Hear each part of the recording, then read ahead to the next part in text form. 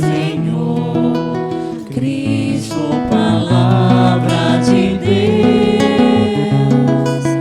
Cristo, palavra de Deus.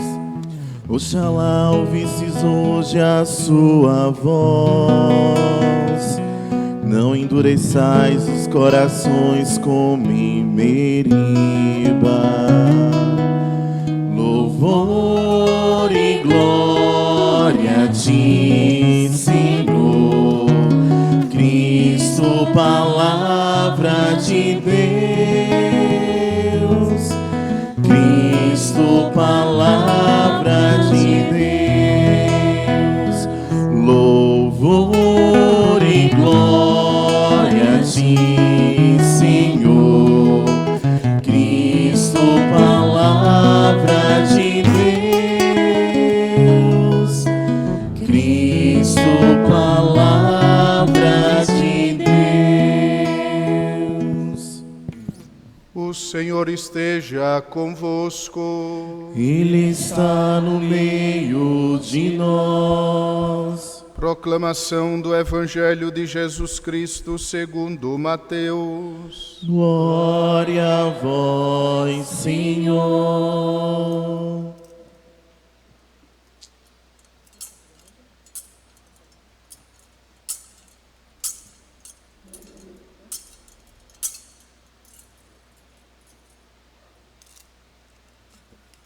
Naquele tempo, disse Jesus aos seus discípulos: Ficai atentos para não praticar a vossa justiça na frente dos homens, só para serdes vistos por eles. Caso contrário, não recebereis a recompensa do vosso Pai que está nos céus. Por isso, quando deres esmola, não toques a trombeta diante de ti, como fazem os hipócritas nas sinagogas e nas ruas, para serem elogiados pelos homens. Em verdade vos digo, eles já receberam a sua recompensa. Ao contrário, quando deres esmola, que a tua mão esquerda não saiba o que faz a tua mão direita, de modo que a tua esmola fique oculta, e o teu Pai, que vê o que está oculto, te dará a recompensa. Quando orardes, não sejais como os hipócritas, que gostam de rezar em pé, nas sinagogas e nas esquinas das praças, para serem vistos pelos homens. Em verdade vos digo, eles já receberam a sua recompensa. Ao contrário, quando orares, entra no teu quarto, fecha a porta e reza ao teu Pai que está oculto. E o teu Pai, que vê o que está escondido, te dará a recompensa. Quando jejuardes, não fiqueis com o rosto triste como os hipócritas. Eles desfiguram o rosto para que os homens vejam que estão jejuando. Em verdade vos digo, eles já receberam a sua recompensa. Tu, porém, quando jejuares, perfuma a cabeça e lava o rosto, para que os homens não vejam que estás jejuando, mas somente teu Pai que está oculto. E o teu Pai que vê o que está escondido, te dará recompensa. Palavra da salvação. Glória a vós, Senhor.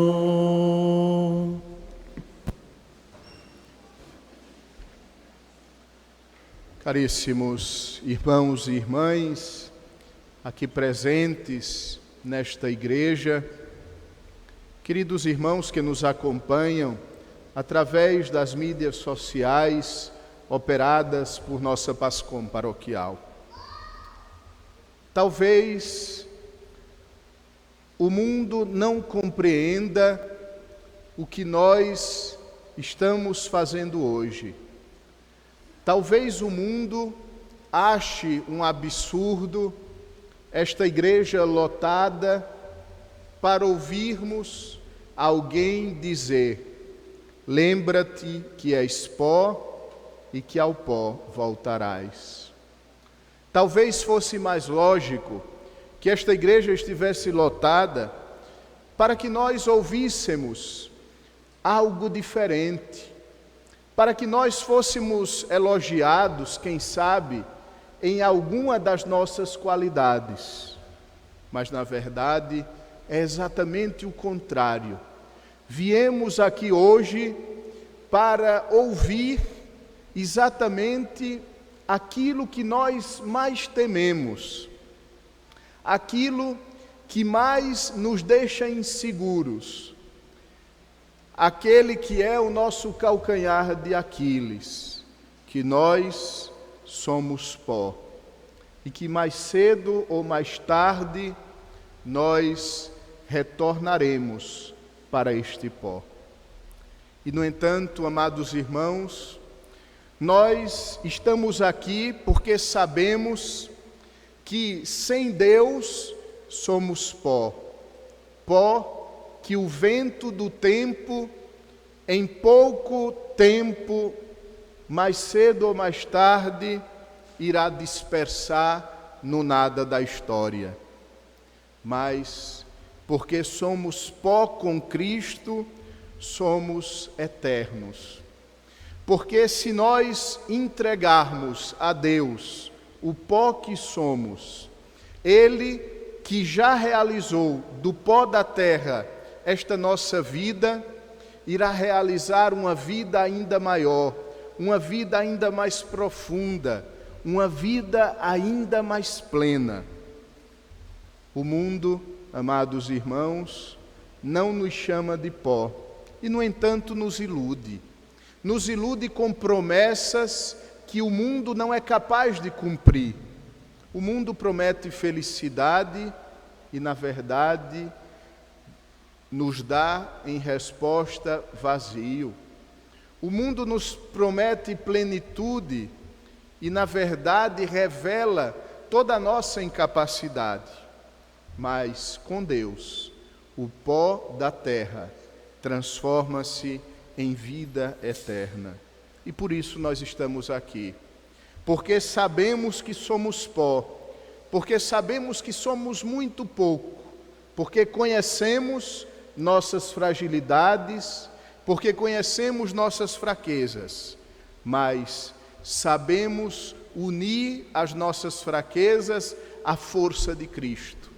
E aí se realiza aquilo que São Paulo escrevera há 2000 anos e continua ecoando pelos séculos afora. Quando sou fraco, aí é que sou forte.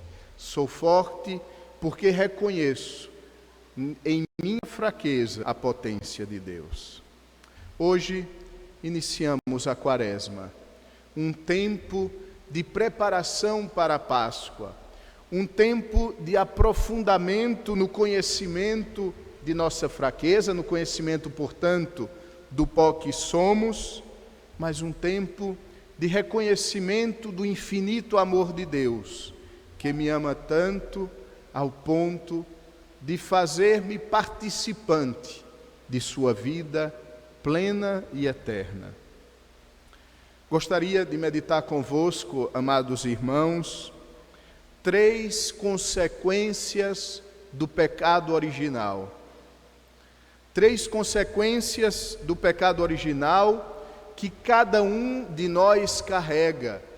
3 efeitos colaterais do pecado de Adão e Eva que alastrou-se humanidade afora. E depois dessas 3 consequências, 3 antídotos, 3 remédios que o Evangelho nos oferece. A primeira consequência do pecado original, e a Quaresma é o tempo para nos darmos conta de que nós estamos manchados pelo pecado original, de que o pecado existe em nós. A primeira consequência é o egoísmo. Logo, que o pecado original se instalou no coração da humanidade, dos nossos primeiros pais, Adão e Eva, nasceu esta grande doença, nasceu esta grande dificuldade do ser humano que o fecha em si, o egoísmo. Notem que quando Deus se aproxima do primeiro casal para compreender o que havia acontecido, para oferecer salvação, eles começam a se culpar mutuamente. Adão diz: a mulher que tu me deste ofereceu-me do fruto e eu comi. Adão, por sua vez, diz: a serpente que tu criaste ofereceu-me do fruto e eu comi. E assim, amados irmãos, a primeira consequência do pecado original é o egoísmo, que me torna centro do universo, que me faz estar num pedestal onde eu não poderia estar. A primeira consequência do pecado original, que me fecha aos demais e fecha os meus olhos, para que o outro seja caminho de salvação na minha vida. Pois bem, para esta primeira consequência do pecado, Jesus nos apresenta no Evangelho de hoje o antídoto. Jesus nos apresenta o remédio. Jesus nos oferece a resolução. O primeiro remédio é a caridade, a esmola. Quando deres esmola. Esmola é muito mais do que dar alguns centavos que encontramos por acaso a alguém num semáforo. A esmola é dar-se aos outros. A verdadeira caridade me faz imitar os gestos de Cristo e me faz ainda mais ver no outro o próprio Cristo. E a caridade vence o egoísmo exatamente porque me retira do centro do universo e lá coloca Deus e no amor a Deus o outro que nós encontramos no caminho da vida. Esta prática da esmola, da caridade, do amor ao outro, é uma prática recomendada para acompanhar concretamente o nosso caminho quaresmal. Procuremos, amados irmãos, viver isto com alegria, de modo operoso, de modo ativo. Procuremos as oportunidades de sermos gotas de esperança na vida dos outros. O segundo elemento, amado irmão, querida irmã, que vem do pecado original e que até hoje nós sentimos a sua consequência, é exatamente o pecado contra si mesmo. Ora, se a primeira consequência é o pecado contra o outro, a segunda consequência é o pecado contra nós mesmos. Adão e Eva, que haviam sido criados para a felicidade, Adão e Eva que estavam num estado de bem-aventurança completa, rejeitaram tudo, colocaram sua história num caminho de perdição, porque retiraram os olhos de Deus. Os primeiros prejudicados, amados irmãos, os primeiros prejudicados, quando pecamos, somos nós mesmos. Em primeiro lugar, porque deixamos de ser o que deveríamos ser. Porque colocamos fora o sonho de Deus para nós. Porque desistimos de ser aquela obra-prima da criação para nos contentarmos em ser caricaturas de outras coisas. E quanto a isso, amados irmãos, existe um antídoto: é moderar os sentimentos. É o antídoto que o Evangelho exprime com o jejum.